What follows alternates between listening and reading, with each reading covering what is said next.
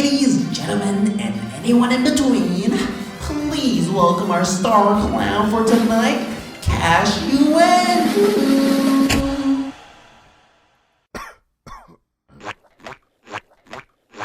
ADHD, a cool guy syndrome where you constantly struggle to complete tasks because your brain isn't producing the adequate levels of dopamine. Oh, hey man, it's okay. You're not procrastinating. It could just be because your brain isn't producing enough of that good old dopamine. You know what I'm saying? Dopamine. You know, that feel-good chemical you get as a little reward after completing a task. So don't feel too bad about yourself. You still get no girls though. Apart from procrastination, you're also more prone to impulsivity. Some see it as a superpower, but let's be real here. When has being mistaken for procrastination ever been an asset? Unless you're procrastinating doing your taxes. Now when you take ADHD and combine that with social media, which is literally engineered to hijack your attention, whew, you're in a storm of trouble, buddy. Every time you get a like, follow, or a new comment, your brain releases that dopamine. And the fact that you don't know when someone will like your post makes that even more addicting. This phenomenon is known as variable reinforcement. It's like when your dad cheats on your mom so they get divorced, and every Chinese New Year, there's a chance of him showing up, but it's not exactly guaranteed. And whenever he does show up, boy, does that dopamine hit hard. To look at why social media is so addicting from a biological perspective, we have to consider one thing: how we cognitively process the information that we are given. And it's split up into two main categories: controlled process and automatic process. Controlled process is the processing of information that requires active effort. That means you are consciously aware of you putting in that energy. However, effort does not feel nice, because from an evolutionary standpoint, our ancestors would much rather conserve their energy because, damn, calories are hard to come by, and thinking requires calories. On the other hand, automatic processing, much like the name implies, is automatic. It is unintentional, effortless, and occurs outside of our awareness. Scrolling through Instagram Reels would fall into automatic processing. Despite the pleasant sensation you get from scrolling through Instagram Reels, you are still constantly consuming energy and cognitive resources to absorb a bunch of pretty much useless information. That's why whenever you're studying and you want to take a quick break, don't go on your phone, because if you do, you're still going to be burning that energy, and after the break you return back to studying, blam, you're tired as hell. To stop yourself from using social media also requires a conscious effort that in turn costs energy to achieve. And for young adults who are in school or are working, they don't get a lot of sleep, and because of that, they don't have a lot of energy to spare. So that means they may find themselves having a hard time stopping themselves from picking up that phone and start scrolling, because, well, they don't have a lot of energy to work with because of the lack of sleep. As for the link of why ADHD and social media can be so addicting, it's because ADHD is often associated with a lower baseline of dopamine, and whenever you go on social media, boom, you get those quick hits of dopamine that you're not used to, which creates a perpetual cycle of just constantly flipping and getting that dopamine hit. Damn, it's like moth to a flame, weeb to hentai, rednecks to meth labs, Asian dudes and Valorant, rats to Cheetos. You get the point. You get the point. People with ADHD often struggle with delayed gratification, which just means holding off on an instant reward for a possibly bigger one later on. To those who are interested, you can look up the Stanford Marshmallow Study by Walter Mischel. The experiment demonstrates the idea of delayed gratification very well. It's super interesting. Social media is full of these instant rewards. One tap, boom, you get a video. Post something, boom, you get validation. You scroll, boom, endless well of just infinite content. Apps like Instagram, YouTube, and TikTok don't have an automatic stopping point for when you're scrolling, and your brain doesn't have a natural point where it goes, whoa, okay, let's chill out for a second. It's like my Big Mac and an all-you-can-eat ice cream sandwich buffet, bro. I'ma just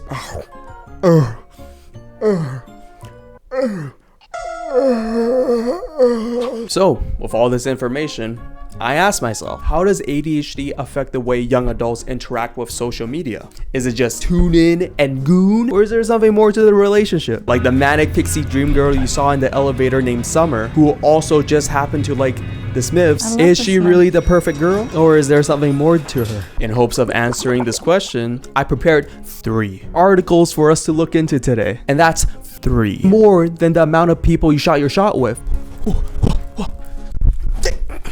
Damn. Speaking of shooting your shots, hey Cleo IT from Face Connect. Fuck me if I'm wrong, but isn't there a K in Cleo? What? What? Oh my gosh. Whew.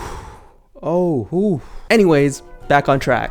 The first article is the association between the levels of inattention/hyperactivity and social media addiction among young adults, the mediating role of emotional regulation strategies in self-blame and blaming others by Leo and others. Christ, that is a mouthful. If only I can get a mouthful of...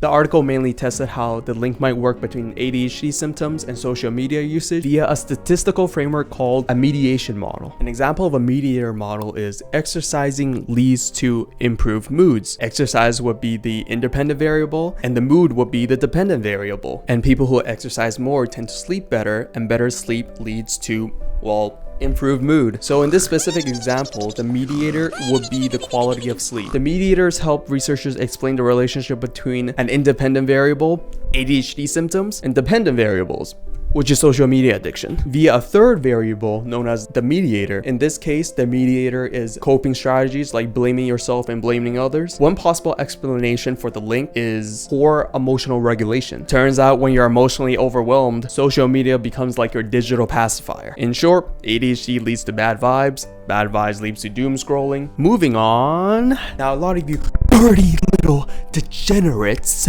are going to relate to this one. And me too. The experiences of adults with ADHD in interpersonal relationships and online communities, a qualitative study by Gnap and peers. Now, all jokes aside, a lot of the participants did feel very different fundamentally from the neurotypical individuals and would often mask their symptoms just to avoid the stigma. Participants describe how ADHD symptoms like forgetfulness, impulsivity, and emotional intensities are often misunderstood by other people as apathy or irresponsibility. And I quote, "Some felt the stigma around ADHD was more disabling than the symptoms themselves." The article uses a qualitative method of gathering data, which consists of a survey that is then followed by an interview. Due to the nature of self-reported data, some participants may be susceptible to social desirability, which basically just means changing your answer depending on the way you want to be viewed by society. Like how teenagers brag about sleeping for only 2 hours, or how they freaking sag their pants like crazy. Damn, bruh, chill. We ain't trying to see that. But all of their peers think it's super freaking cool. No offense to people who sag their pants. I mean, you could low-key rock it with certain types of fashion. Since many of the participants found it hard to find real-life connections, they often would turn to ADHD communities to find that interpersonal connection. In turn, they found a sense of belonging, they normalized the stigma, and found the freedom to express themselves accordingly. However, like any good thing, there's always risk to it. These online communities are the perfect breeding ground for misinformation and exclusion of certain people. Even in an environment that thrives for inclusivity, people are often excluded just because people don't get along. One person might not like another. It's an unfortunate truth of the world. This just goes to show, despite the drawbacks of ADHD and internet use, there is always a silver lining. Communities can foster a sense of belonging, but people can become too dependent on these outlets and lose their touch with the art of communication, i.e., you get no maidens. Now, last but not least, exploring the behaviors of users with attention deficit/hyperactivity disorder on Twitter, comparative analysis of tweet content and user interaction by Chen and others. Ooh, Twitter! A cesspool of drama and gooner posts. I myself partake in the latter. What the hell am I saying, bro? Now, this article was done 2 years ago, so this was before Elon Musk went ahead and bought Twitter for $44 billion and rebranded it to X, all because he got caught liking furry porn. And now you can turn off if other people can see what you like. Come on, man. If I'm jeffing my Bezos to some good furry porn, own up to it, dog. Goon, bro. Just goon, bro. Own up to your goon, man.